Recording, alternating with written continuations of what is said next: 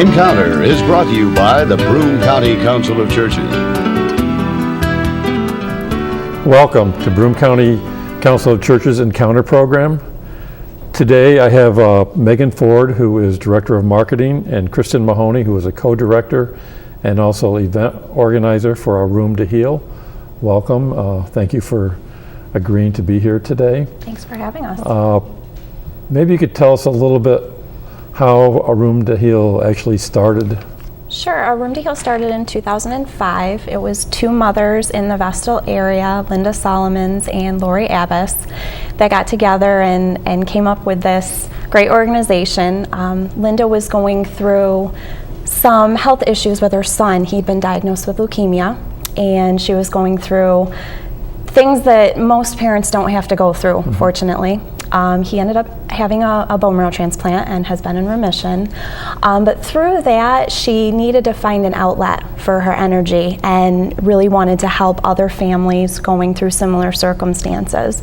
So she and Lori got together and got their resources together, which they have an abundance of in the community, and a Room to Heal was born and has been going strong since 2005. Okay, now what is the mission statement for? I'm assuming there is a mission statement.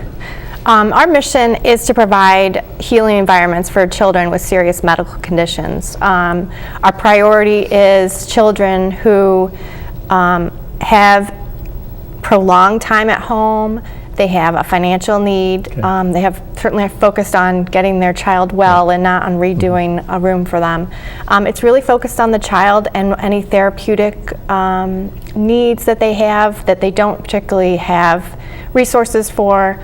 And we go in and we try and help provide a healing space for that child. Okay. Now, after looking at your website, I know there is a board of directors. What exactly do the board of directors do, and how does someone actually, if they wanted to become on the board, go about it? Well, Room to Heal is a little bit special in that we're an all-volunteer organization, so nobody's paid. Our board of directors is not paid.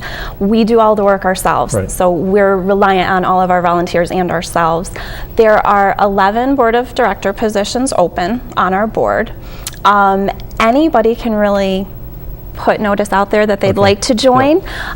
Really, we get a pool from our volunteers. It's somebody that's helped out on a room or has come to a fundraiser and has decided that they want to be more involved in the organization. So. Okay. Now I know you did a healing space at Lourdes. Can you kind of talk a little bit about that? Sure, I can speak to that. We did, actually the nurse practitioner, the nurse manager for the pediatric ward recommended that their family room be a healing environment because it's very sterile in a hospital and very uninviting. So SEFCU actually came up with a $5,000 sponsorship for that room, and we were able to go in and provide games and a beautiful hot air balloon mural on the wall. We have a lot of talented artists that are volunteers. So we were able to bring some joy and cheer and some actual, there was a Wii game that was put in so that the kids don't just have to sit there and it's more a healing environment, a warm family environment. Now, okay, you've done the room at the hospital. Now, do you actually ever have to go back and kind of spruce it back up, or is that something that then the hospital's responsible for? The hospital is responsible for that. Obviously, if there's any problems with anything, we would certainly go back and help out. And also, we have, I believe there's another referral in queue from that particular hospital of another room that they would like done. So we will have relationships with the area hospitals and community groups that if there's any way we can help them, we would love for them to refer additional rooms to our organization. Now, working, especially going into a hospital, I'm assuming you had to meet certain guidelines and everything? Very strict. So the hospital was involved with every step of planning because you had to meet their requirements. Okay. Now, you talked a little bit about the volunteers. What are the volunteer opportunities, and exactly how do you get involved to be a volunteer? Well, we have our website, aroomtoheal.org, Okay. and out on the website there is a volunteer section on the left-hand side that you can click on to get more information. Our volunteer activities range from helping with rooms to being on the board of directors, joining committees, helping with fundraisers, clerical work. We do it all. Okay. So if anybody's interested in just helping out even just a little bit, Okay. I recommend going to the website and checking out the volunteer section. Okay. And our biggest need is for skilled painters. Yes. We're always on the lookout Yeah. for skilled painters for rooms. Now, so you kind of look for people that have certain skills to do certain things. Is that the case? Or? There are certain times where we do need a specific skill set. Okay. Skilled painters we always need. Yeah. Every once in a while we're putting in a new floor, so we Okay. need somebody that has floor laying skills Okay. that we've never needed Yep. before. Our trim work, certain things will pop up for certain rooms Right. that will kind of send out, an email blitz Right. and see if anybody has that Okay. skill we're looking for. Now, one of the things, like when you're actually going into homes, because I know you're doing them throughout Broome County, Mm-hmm.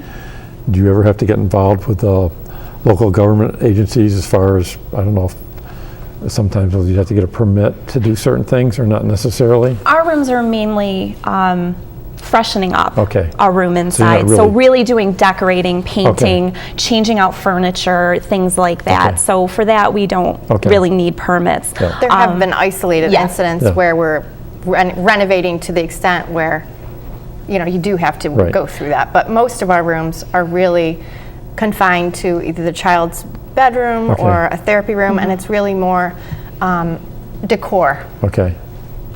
Okay, now, maybe we can talk a little bit. I know you have a huge event coming up. huge July 1st. July 1st. Maybe if you want to kind of Sure, tell we're everybody. running our first ever pajama 5K run and family fun walk. It is supposed to be a very family-friendly, fun event. It has the 5K run, but we're also doing a 1-mile fun walk, which the whole Okay. family can do together. We're inviting all of our Room to Heal families to come and enjoy the day. And we're inviting any participants that want to become more involved, learn more about A Room to Heal, to come on down to Atzenengo Park. It's a Sunday evening. Wear your pajamas if you'd like, and come and enjoy. We'll have pictures of our room projects. We will have refreshments. It is $10 to register as a runner or a walker. The registration, there's an online registration site, and it will be a fun event, and we're so excited. There's 180 people that are already signed up Okay. to come. And the 5K run, we have a few members of the Triple Cities Running Club helping us out, Okay. and it's going to be professionally timed, and it's going to be quite an event. So we're Okay. very excited about that. And it's a good Sounds good. chance for the kids to get out and enjoy Okay. the weather. Now, the family, the 1-mile run, that's just, is it going to follow somewhat of the same area, or is that just to walk around the? Just to walk around the park. So Okay. we're actually working on a treasure hunt for the kids so Okay. that they have stuff to look at while they go around their 1-mile fun walk. The 5K run is a completely different course. Okay. It's a professionally timed course, and the walk is more just a fun walk Okay. around the park.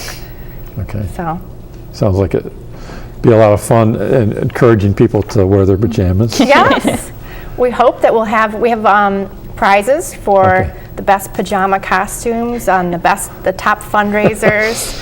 So it should be a very fun event. Okay. We're excited. That's good. As long as we're talking about fundraising, I know that you do a lot of other types of activities to raise funds. Maybe you could highlight some of those for us? Yeah, we do a couple other fundraisers during the year. Last year we did our first ever Oktoberfest. Okay. This year it's going to be September 14th at Traditions. Last year was a huge success, exceeded our expectations.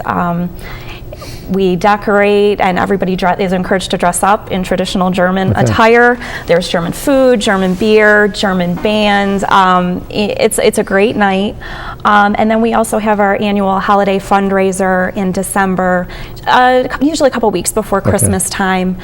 We invite all of our room families to come and all of our volunteers, so we can get everybody together and kind of celebrate the success of the year and everything we accomplished. Okay. So now, people can find out about these events on the website, I'm assuming? Yep.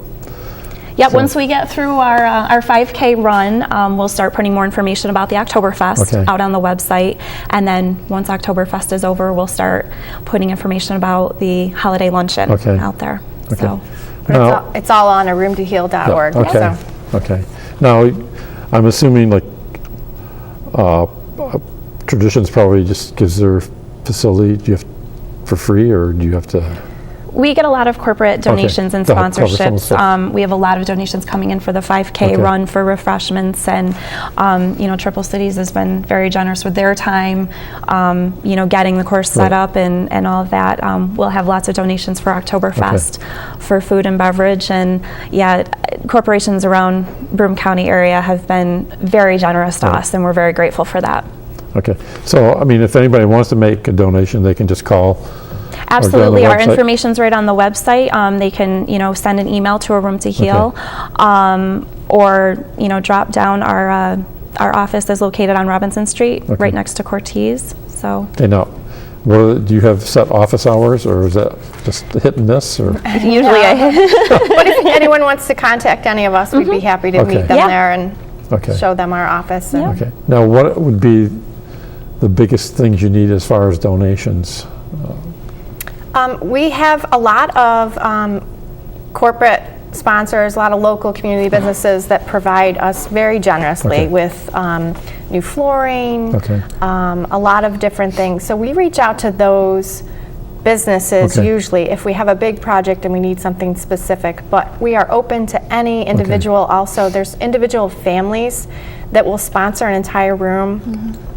We have companies that will sponsor an entire room. So if your business or your employer has any interest in setting up a volunteer team to do the work, or even sponsoring financially a room, we are completely open to that. And that's been a great support to our organization, because we have in the past UHS, BAE, CEFQ have continued their support annually for us, and that allows us to get at least 3 or 4 rooms funded every year. And then what we do through our fundraisers is just adds to what we can do.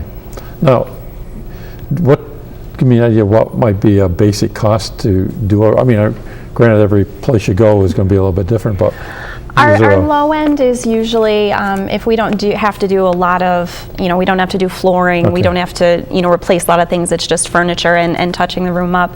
It can be about $1,500, ranging up to, our high cost of about $5,000. So it varies by what the child needs. But again, our corporate sponsors have been fantastic, and then our monetary donations from, just individual donations, are always a big help. Now, how does someone be the recipient of a Room to Heal? Recipients, again, on the website, we have a section for refer a child. Anybody can refer a child. There's a very simple, I think it's a 2-page form that they would fill out and just tell us a little bit about the child.